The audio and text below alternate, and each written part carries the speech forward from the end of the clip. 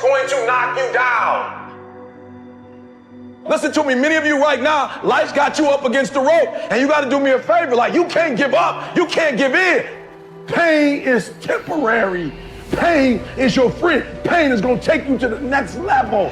When you going through pain, I know what you're feeling. I know exactly, because I've been there. I've done that. But you got to work through it. And the reason why most of you are not successful is because every single time stuff not going your way, you give up, you quit, you let go, and people feel weakness. They feel it. You can feel when somebody's not committed, when they're not all in, when they're not dedicated. And there's another level you get to when you go all in. Winners win and losers lose. There are going to be times that you're going to be wondering, why should I keep showing up and working my business? Why should I keep at it? Why should I keep showing up to the conventions? Why should I keep picking up the phones and making the phone calls? Why should I keep fighting for my goals and fighting for my dreams? And what I want to remind you is that you got to show up for your life regardless of the circumstances. You got to show up in spite of the naysayers. You got to show up in spite of the conversation going on in your mind. You got to show up for your life, because if you don't, nobody else will. If you want unreasonable results in your life, you've got to be willing to be unreasonable. Part of being unreasonable, you don't judge according to appearances. Part of being unreasonable, you can see it because you believe it. You must have the faith to call forth those things that be not as though they were. You've got to decide, I deserve this, and I'm going to have it. You've got to say yes to your life. You've got to say yes. Yes to my dreams. Yes to me. Yes, I can make it. Yes, I can. Doesn't matter how many failures I've made. Doesn't matter how many mistakes I've endured. Doesn't matter about my defeats. Doesn't matter about what I've done. Yes, yes. I don't care about the fact I'm in a hole now. Doesn't matter about where I am. The last chapter to my life has not been written yet. If you judge me now, you'll judge me prematurely. I'm still in the process of transforming my life. I'm still in the process of becoming. Yes. The brilliance of Thomas Edison was not in his mind. It was something much more ordinary and often much less respected. I've got no imagination, he once said. I never dream.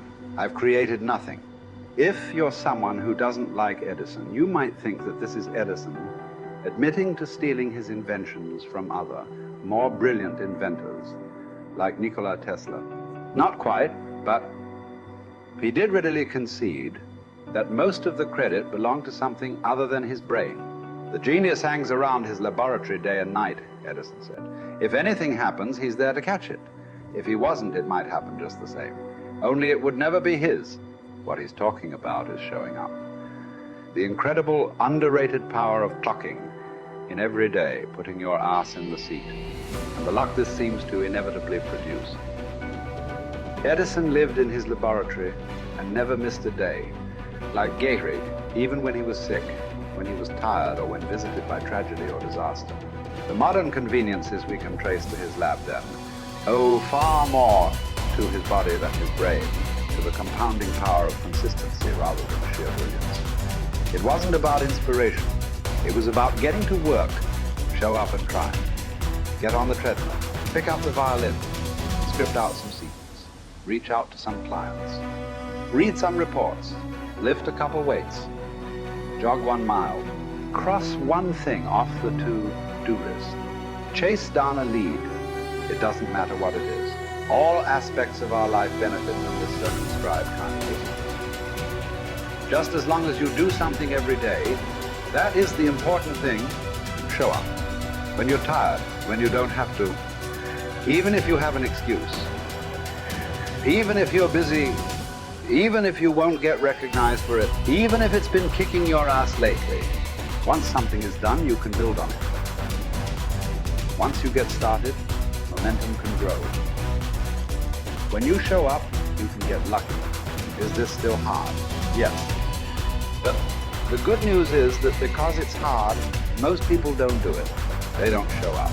They can't even do one tiny thing a day. So yes, you're alone out there on the track in the rain. You're the only one responding on Christmas. But having the lead is, by definition, a little lonely. This is also why it's quiet in the morning. You have the opportunities all to yourself. Don't worry about setting any records. Just report for duty. No excuses. And here's the irony. This is also a way to break records. Consistency is a superpower. Day to day, willpower is incredibly rare. Lowell Getterig was a solid position player and a good hitter. But his success really was rooted in the fact that he didn't miss many days of work. It's quite likely that had he continued at his normal pace and not been stricken with R's, that he would have put up career numbers that surpassed Babe Ruth. Getterig wasn't just able to show up despite injuries and fatigue. He also had to push through ennui, doubt, and just plain not feeling it. He had slumps like we all do, but he also understood what they meant. As a minor leaguer, he had struggled at the plate and thought about quitting. The Yankees' owner sent down a scout to walk Gehrig through the very basic math of a batting average. A good hitter hits 300, and hitting 350 is terrific. Hitting 400 is almost unheard of. What does that translate to? Missing on 6 tries out of 10. A hitter can also go days, weeks without touching the ball. That's what the scout told him. The most important thing a young ball player can learn is that he can't be good every day. You don't have to always be amazing. You do always have to show up. What matters is sticking around for the next at-bat. The ability to do that, coupled with the ability to endure what John Steinbeck called dawdly days while writing Easter Eve. Those days when everything seems out of whack, when you're just not feeling it, when the distractions won't stop, is the first step to greatness, literally. You cannot be great without the self-discipline to do that. One thing a day adds up. Each day adds up. But the numbers are only interesting if they accumulate in large quantities. You guys that are just getting started, you're not going to start right here. You're going to start down there, probably in another city, another town. I grew up in Lake Charles, Louisiana, no money, raised by a single mother. I was in debt at 25 years old. First thing that I had to do in my life was not learn a new skill. First thing I had to do to get my life moving in the right direction was self-development. It is vital. It was vital for me that I improved myself and I could start depending upon me. I had to show up every day with some rituals, some disciplines, and start getting myself to trust me, not trust others, but trust myself to do the right thing every day. One of the things that I started doing was beating the sun up every morning. I'm going to beat that sun up every morning so that I have the discipline and the control over my life. So I knew, hey, before that thing pops, I'm going to pop. I'm going to get out of bed, depend on myself, get up at the same time every day. And for me, that time, regardless of where I was beat that sun up. No matter where I am, I'm going to beat that thing up. So it gives me a sense of control over my own life. Second thing,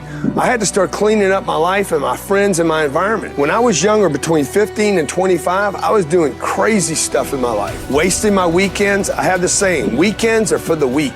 I was drinking, fooling around with a bunch of bad things, bad people. At 25 years old, I cleaned it all up. Quit going to those places. Quit hanging out with people that did not have ethics and discipline in their life. I wanted to build something in my life. I wanted to become someone. And to do that, to become someone in the eyes of the world, just beating that sun up every morning gives me the sense of accomplishment. That I did what I said I was going to do. That I woke up when I said I would wake up. And I start building respect for myself, start believing in myself so that I can go out into the world. And maybe today when I go into this meeting that I'm dressed for, they'll believe in me as much as I believe in me. And that'll show up in a contract, a deal, maybe even some money.